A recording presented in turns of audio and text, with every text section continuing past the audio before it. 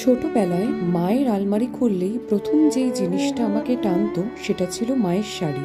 মাথায় গামছা বেঁধে, লম্বা চুলের বেনি করা, ছোট্ট একটা টিপ আর মায়ের শাড়ি জড়িয়ে আয়নার সামনে দাঁড়িয়ে নিজেকে মস্ত বড় ভাবা, যেন ঋতুপর্ণ ঘোষের সৃষ্ট বা দর্শিত নারী চরিত্ররা, যেমনটা ছিল 19 এপ্রিল, দহন কিংবা চোখের বালিতে।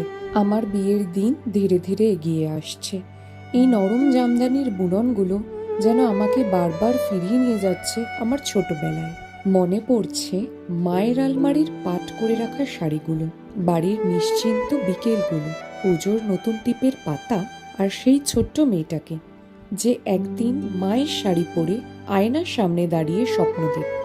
হয়তো বিয়ের পর ঠিকানাটা বদলে যাবে, কিন্তু এই শাড়িগুলো আমার সঙ্গে করে নিয়ে যাবে আমার শিকড়, আমার ছোটবেলা, আমার বাড়ি আর আমার মায়ের গন্ধ। আম্রপালি বুটিকের প্রতিটি শাড়িও ঠিক সেই গল্পই বলে।